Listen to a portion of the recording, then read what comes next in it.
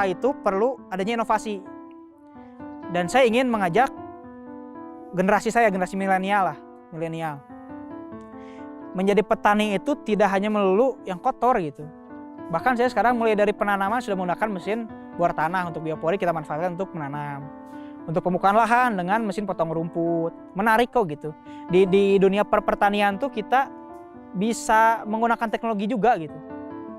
Bahkan mungkin ke depannya kalau sudah mungkin kan kita bisa menggunakan irigasi untuk kopi, menggunakan drip atau apa gitu. Itu bisa menggunakan Android kok gitu untuk mengontrol irigasi segala macam. Kemudian itu dari teknik budidayanya. Untuk market, saya dari kopi saya bisa keluar negeri gitu.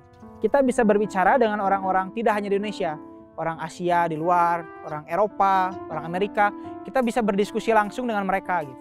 Dan wawasan kita bisa lebih luas lah. Banyak juga, jadi ketika saya pergi ke luar negeri, tidak hanya menjelaskan bagaimana kopi saya, tapi banyak juga belajar dari mereka.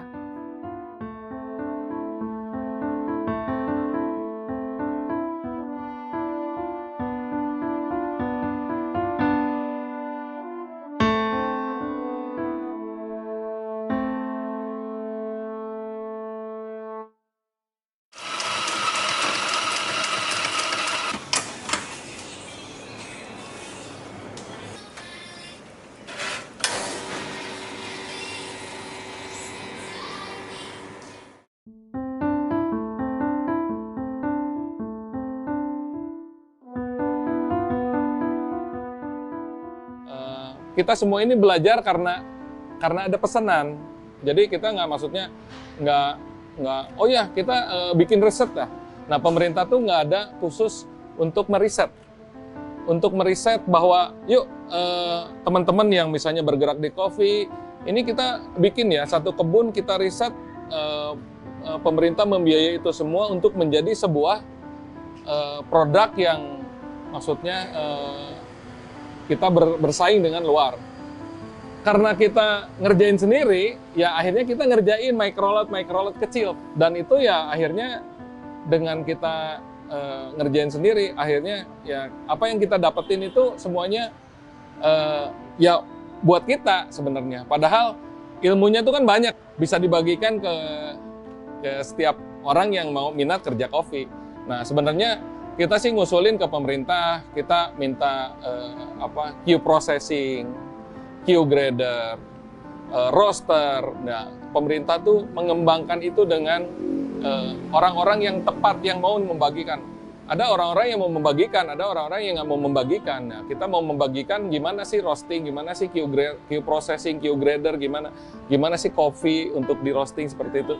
Kayaknya lebih baik untuk kita kembangkan ke sana. Cuma karena nggak ada timnya ya akhirnya kita observasi sendiri gitu.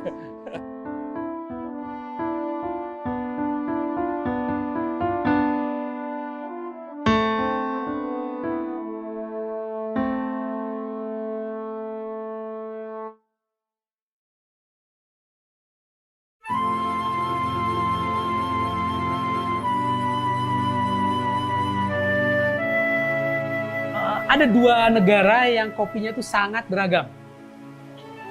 Yang satu Indonesia, karena keragaman iklimnya, keragaman budayanya, keragamnya tanahnya. Ada satu lagi yaitu Ethiopia, karena mereka kopi berasal dari sana. Cuman ada yang beda. Agak sulit sekarang mencari kopi Indonesia. Karena apa? Karena orang kenalnya kopi Toraja, kopi Mendeling, kopi Gayo, kopi Prianger gitu. Padahal kalau orang Ethiopia jualan kopinya apa? Ethiopia Zirgasep, Ethiopia Koshere, atau Panama Esmeralda. Kalau kita enggak, langsung aja jebrut. Oh ini kopi Toraja, ini kopi Bali, ini kopi Jawa, ini kopi. Ke depan, coba kita kibarkan merah putih itu sebagai Indonesia Java, Indonesia Toraja, Indonesia Mendeling, Indonesia apa begitu. Indonesianya harus muncul untuk menyamakan visi kita. Kita buat kopi Indonesia yang sangat bagus sehingga bisa sangat mahal. Kita buat kopi Indonesia yang produktivitasnya sangat tinggi dengan kualitas yang bagus sehingga bisa dijual dengan harga yang murah, tapi petaninya mendapat kemasihan yang tetap lebih besar. Gitu. Jadi kalau saya itu masalah kopi alat bisa berkomunikasi, bisa bersilaturahmi. Jadi kopi banyak hubungannya dengan kita manusia. Kopi ketika otak perlu inspirasi. Karena saya seorang anak muda, jadi kalau emang saya harus ada setiap hari itu inspirasi bagaimana untuk menciptakan.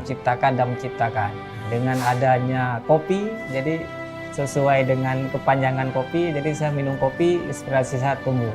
Ibaratkan begini, kalau ustadz, kiai, mungkin menyampaikan sesuatunya, ya, ada hadis Nabi, ada ayat-ayat suci Al-Quran. Kalau saya petani kopi, ya jalur kopi aja. Makanya disebut kopi adalah kehidupan. Gitu. Pahit itu 1 gelas, tapi 1 kontainer manis. Nah itu kan, itulah kehidupan. Potensi pengembangan kopi Indonesia itu sangat besar. Kalau kita tidak lindungi lewat perangkat hukumnya maupun perangkat teknologinya, kan sayang juga ya, orang lain yang masuk ke sini nanti dari dunia luar masuk ke sini bawa traceability-nya dia, sistem traceability-nya dia, repot kita. Ya kalau saya memperjuangkan itu sekarang, traceability IG Kopi Indonesia. Dan kopi bagi saya adalah alat kontrol sosial. Saya nggak bisa nggak ngopi berbulan-bulan, tapi kalau ketemu dengan 1000 orang dalam sebulan, saya akan minum 1000 gelas kopi. Kopi itu ada alat untuk mendekatkan saya dengan orang. Kopi itu ada alat untuk membuat saya bisa berpikir untuk masa depan. Kopi itu adalah darah daging bagi saya. Itu kopi.